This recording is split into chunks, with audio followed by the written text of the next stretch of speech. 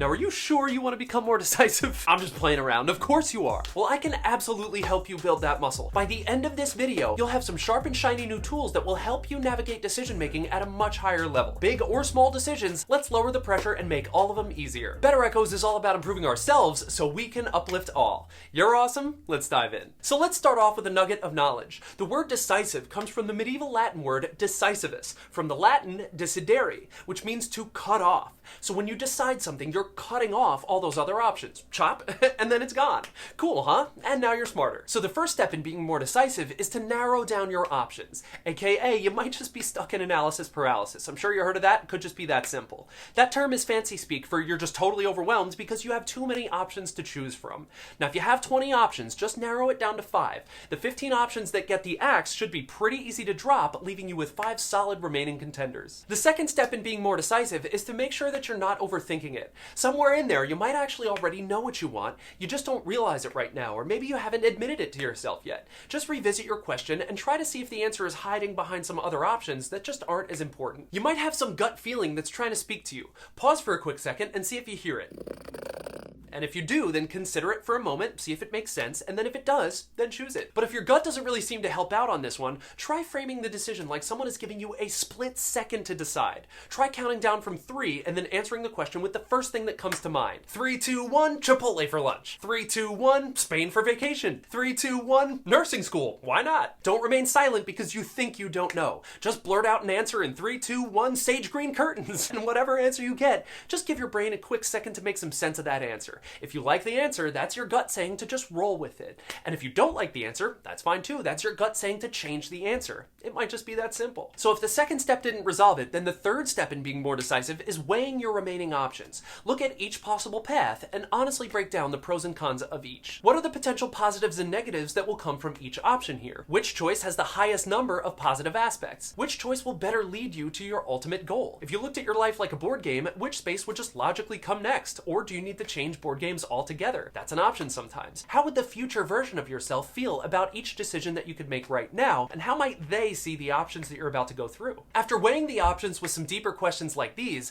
you'll be able to narrow it down very effectively, leaving yourself with only the answers that will truly benefit you in the long run. Try to pick 2 of them, and then everything else is gone. Now that you've narrowed it down, you can move to the fourth step, which is choosing confidently. At this point, all of your remaining options are things that you believe will positively affect you in the long run. All you have to do now is just choose the thing that you think will best serve your goals. You kind of can't get it wrong. You've narrowed it down to 2 amazing things that are both going to be amazing for you, and they are both going to deliver beautiful things to your life. No matter which one you choose, you're going to get the answer correct. Both options are so good that you can't get it wrong no matter what you do. And whichever option you end up deciding on, that was the one that you were supposed to choose. All right, so with all that said, you're now ready to make your decision. So go ahead and choose.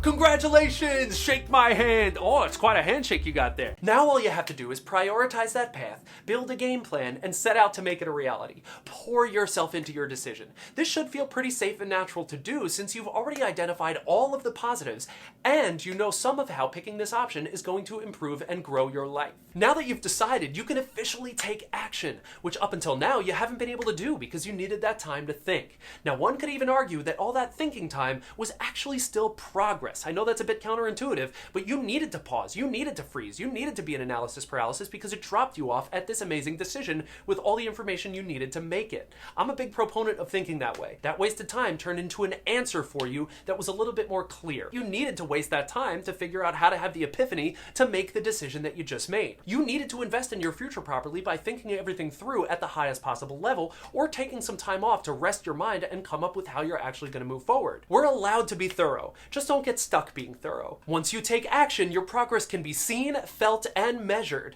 And you'll finally start to see the fruit of the choice you made because you cut away all those other options and actually made moves. Again, congratulations, and enjoy that feeling of actually making progress. And if you're getting value from the video, please consider subscribing. Now, it's super important to say that if you make a decision and some time goes by and your feelings start to change on the matter, or your decision doesn't feel like it makes as much sense as it did before, those feelings can be normal, but you always have the option to change course if you feel like you really need to. Don't exercise this caveat every time because you want to get used to making good decisions and sticking with them, but if you need to adjust your path, that's always an option. Now, some would argue with me here, of course, because it's the internet, and say that reserving the right to change course will actually hurt your decision-making skills, but I disagree with that, and I'll tell you why.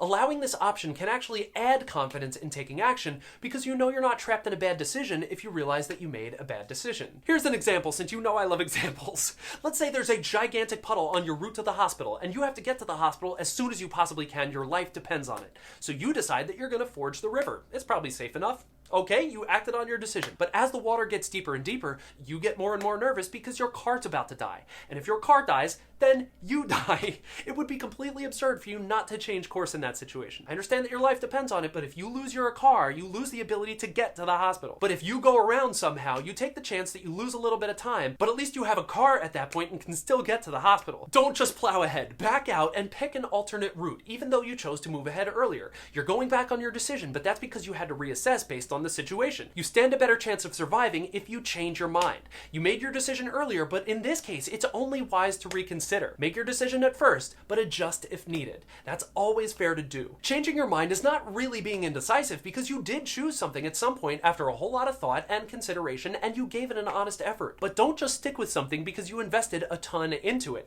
If that's your only reason for staying moving in a certain direction, then that can sometimes be a surefire way to go down in flames. This is actually called the sunk cost fallacy. If you spent a fortune building your dream home, but now it's on fire and you want to stay inside because it's cold outside and you invested so much money into the house, well, I've got some bad news for you. You are absolutely going to die if you don't change your mind. Get outside and save your life. If your original decision gets complicated beyond your control, then it might just be time to reconsider things. If it makes sense to salvage it and still serves a greater purpose in your life, then by all means go ahead and salvage it. That's perfectly reasonable sometimes. But if it's not working out and you've given it a fair and honest shot, then consider changing course. It's never too late to do something else if something else makes more sense. Now, one of the most important things I will say in this entire video is when not to make a decision. This part is actually crucial information, and it's probably even more important than knowing how to make a decision. You should never make a decision when you're angry, frustrated, annoyed, irritated, yelling, drunk, tired, hopeless, desperate, confused, when dealing with a fresh emotional wound, or if you're in the emotional part of a complicated situation. Those are times when you absolutely must not make a decision. Believe it or not, this even goes for positive feelings too. Don't make a decision when you're too happy, too excited, surprised, or overly emotional in any direction. Wait until you restabilize. If you feel any of the things on either one of those lists, just go ahead and hit the pause button and get some space from those things. Your judgment will be clouded if you decide right then and there. Do not do that.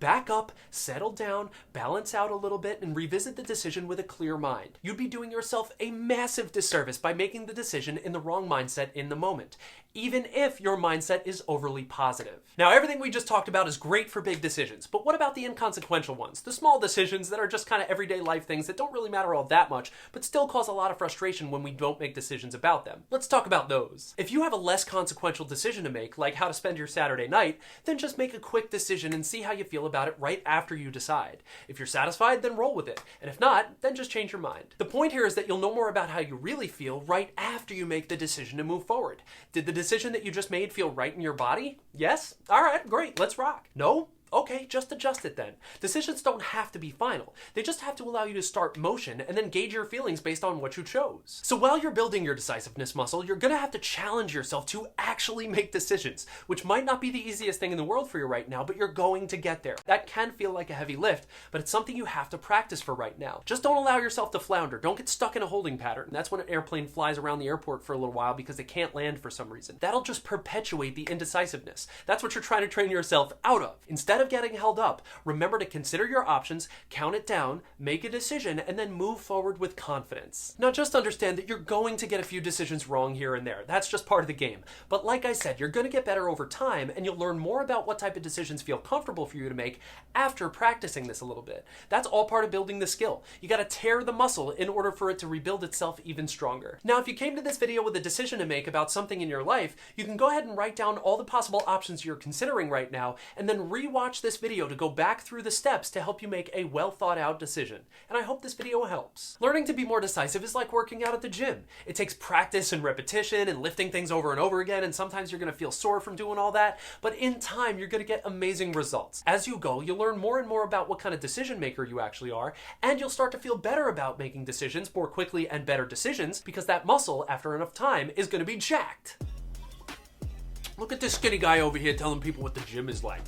You know what the gym is like, skinny guy over here? Also, I left out an amazing concept during this video. It's actually one of my personal favorite methods of decision making. It is so much fun, and it's way more interesting than regular ass boring old life. If you're training your decision making muscle at the gym, then this concept is your cheat day. There's a link in the description below if you want to check that out. Remember, do something that makes the world a better place this week. People need you. You are the better Echo. Subscribe, like, get a sticker at the link below, or watch this video on that super cool decision-making technique that I told you about, and I will see you next time.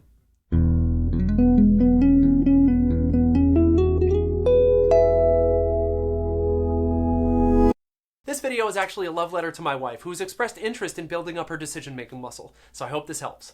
I love you. You are the main character.